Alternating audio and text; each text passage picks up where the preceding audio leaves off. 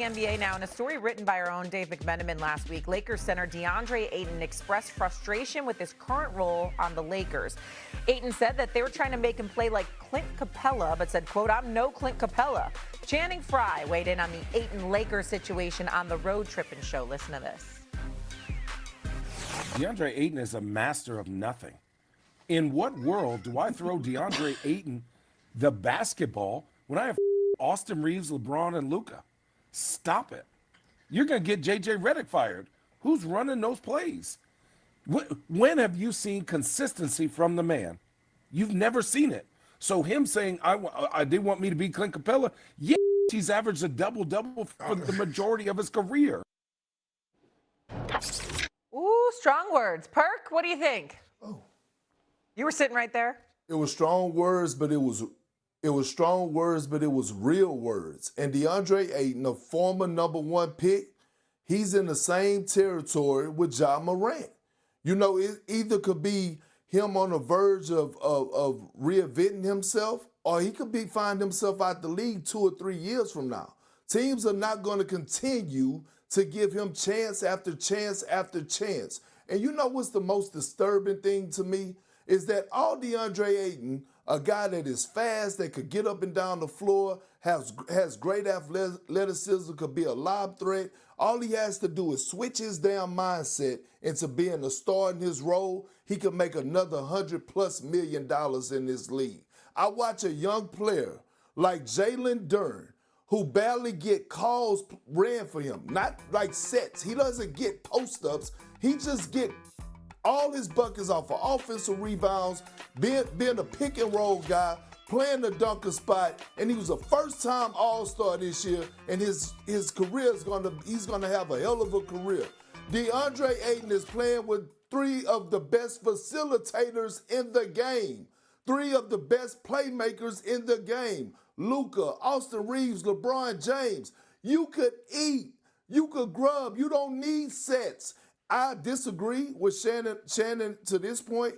He's not the player that's going to get J.J. Redick fired. I understand where he's coming from. But again, Deandre Ayton is the most important player on the Los Angeles Lakers, because if he could switch his mindset to being that enforcer, being that real interior presence, then that will cover up for the lack of perimeter defense that they have and cover up for Luka and Austin Reeves, because we know they get picked on and the word is out around the NBA to attack those 2 guys.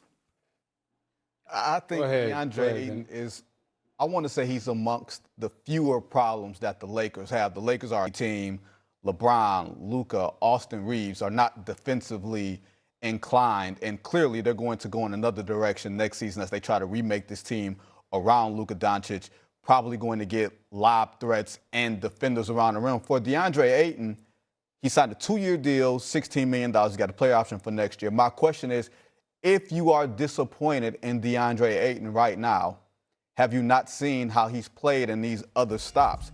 He's been productive. He can play with his back to the basket.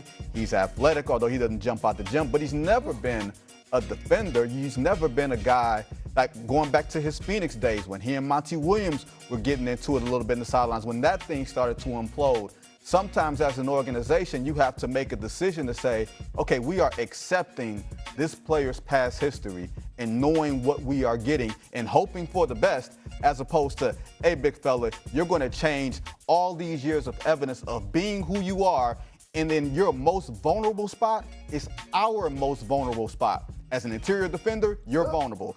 As far as our team makeup, interior defense is our worst spot. This just didn't seem like a match made in heaven to begin with.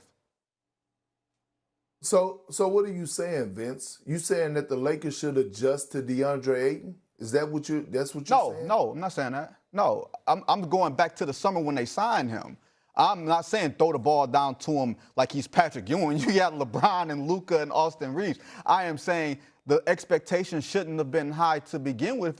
If you watch the tape over him throughout the course of his career, you shouldn't be surprised that this is playing out the way that it's playing out. Stephen A., go ahead. Well, it's one thing not to be surprised, Vinny, but that don't mean they can't be disappointed. Absolutely. Because if he gives you anything, then you got a decent chance if you're the Los Angeles Lakers, particularly with LeBron, Luka, and AR in the lineup together. You got to remember, I'm looking at this, and this is his numbers. In the month of November, most of which LeBron James was out, Deandre Ayton averaged 16.6 points per game. In December, that number dipped to 12.3 a game. In January, it dipped to 11.9 a game. And in February, into this first week in March, it's at 9.2 points per game. He's regressing. Now, I don't know if I got to remind you of this, Vinny, Big Perk. You know I'm a West Indian man, you know. I know West Indian man. You understand? That's where he's from Nassau, Bahamas. He's from Nassau, Bahamas. You understand? Born in the islands. You understand? The brother, listen, you got a lot of hard-working people dedicated and stuff like that, but you also have some people that move to the beat of their own drum. Deandre is one of those dudes that the sun's going to shine tomorrow, the beach ain't too far away, the sand is there, I'm getting my money, I'm good. Because you talk about lackadaisical kicking in. It has been his reputation, his history, wherever he's going, Phoenix, Portland, now the Los Angeles Lakers. And Channing Frye was absolutely right in every word that he said, just like Big Perk just pointed out. Channing Frye didn't say anything wrong. It's just a damn shame that yet again a new year has arrived and the same kind of thing that's been said about Deandre Ayton repeats itself. The man won't change. He's stubborn. What you seeing is what you gonna get always when it comes to him. So Stephen A. pointed out his season averages this year. They would all be career lows, by the way. With the Boston Celtics. Speaking of Jason Tatum, where did he go to school? He went to Duke. Duke, very good. Stop me if you've heard this before. Duke has won the ACC outright. Happened just last year as well. Well, the Blue Devils beat NC State last night, 93-64. They were led by, of course, Cameron Boozer. He had 26 points and 9 boards. So Duke remains number 1 for the second consecutive week in the AP poll, backed up their ranking by earning its second largest road win over NC State in their series history last night. You know it's March when this guy joins us. Coach Seth Greenberg is with us now here on First Take. Good morning, Coach Greenberg. Good morning, Shay. Stephen A., how's life?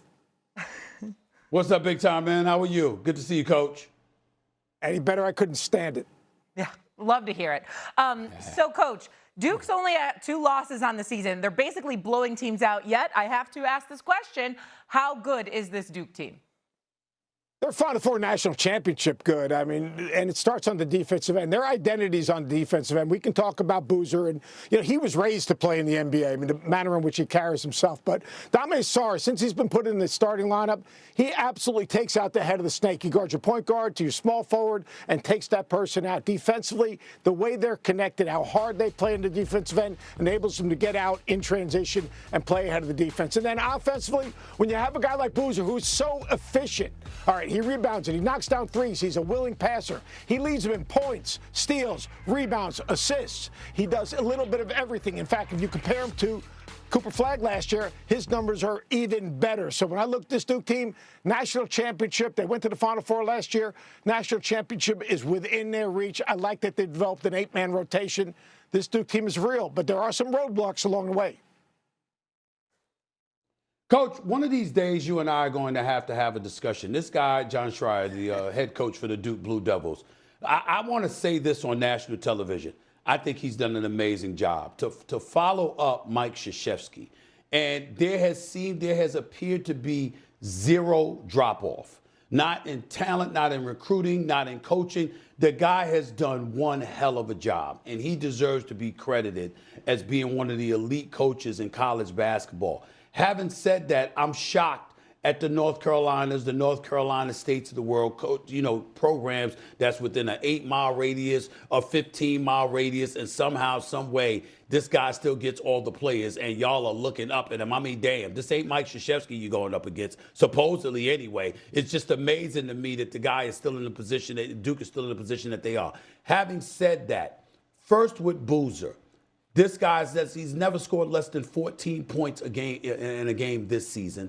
Give credit where credit is due. When we talk about the Petersons in Kansas, the DeBonzas in BYU, the Flemings in Houston, and others, where do you put Boozer